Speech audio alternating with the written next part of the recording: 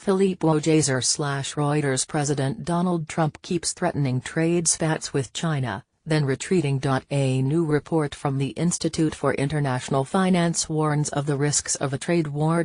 Trump's view ignores the benefits of open trade for the world's two largest economies. President Donald Trump has a confusing relationship with China. The fiery populist ran on an anti-free trade platform that blamed China and Mexico, in addition to terrible deals, for America's economic and employment troubles.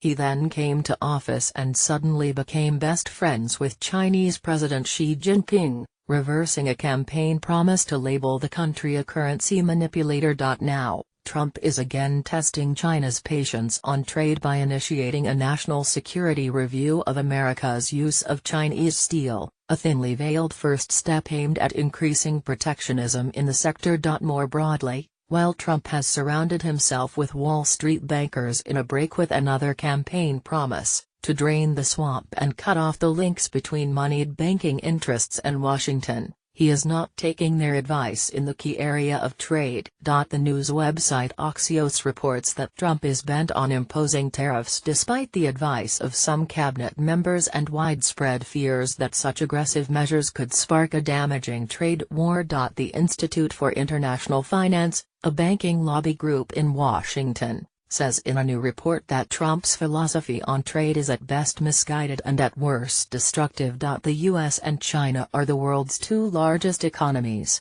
together accounting for 40% of global gross domestic product, 25% of goods exports, and 30% of foreign direct investments, the IF said.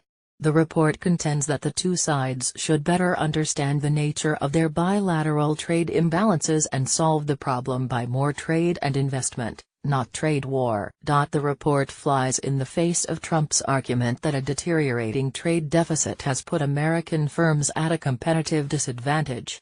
Contrary to the popular impression, the U.S. trade deficit didn't deteriorate in the past decade, the IF said. Rather, the U.S. deficit of goods trade decreased from $837 billion in 2006 to $753 billion last year, the report said. This chart shows how the U.S. goods trade deficit has mostly leveled off in the years after the Great Recession. The manageable trade deficit and low unemployment rate do not support the protectionist inclination of Washington policy. The report concludes. It's true that the U.S. trade deficit with China specifically has widened sharply, from just a fifth of the total trade gap in 2001 to 50% in 2016. Also, China's exports to the U.S. are primarily in manufacturing and therefore have a disproportionate industry-specific impact. Yet the trade picture looks quite different from China's perspective, the IF says. From 2007 to 2016, China's current account surplus dropped to 1.9% of its GDP from 10%, and its trade surplus dropped to 2.2% of its GDP from 8.7%. If China's goods surplus with the U.S. has climbed in absolute terms, but it has shrunk relative to its total surplus and GDP. It has dropped from more than the total goods surplus a decade ago to just 50% today. This difference in the US and China's perspective explains why Washington has been fixated on the US-China bilateral trade deficit, yet Beijing views the bilateral trade surplus as less of an issue. This chart illustrates that difference in viewpoints, with the trade deficit widening as a percentage of U.S. GDP since 2000 but dramatically shrinking as a percentage of China's GDP. IF's total exports and imports about doubled from 2001 to 2016. Yet U.S. imports from China during the same period rose 3.5 times, while U.S. exports to China jumped nearly sixfold. In the past decade alone, U.S. exports to China surged at twice the rate of imports and 3 times the rate of total exports, the IF said, showing the benefits from trade accrue to U.S. firms as well. China's total market shares for particular U.S. exports are pretty startling.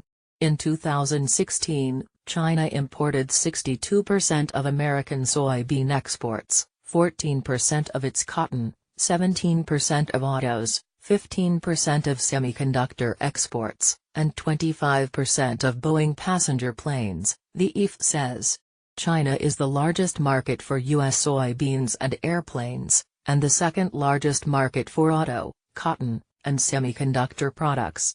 In the past decade, U.S. service exports to China increased 5 times and the service trade surplus increased to $57 billion in 2016, 40 times where it stood in 2006, according to the report.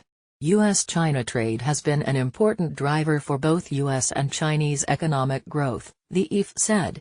A trade war will do no one any good. A trade war between U.S. and China will hurt not only Chinese manufacturers, but also upstream suppliers and downstream distributors such as U.S. retailers.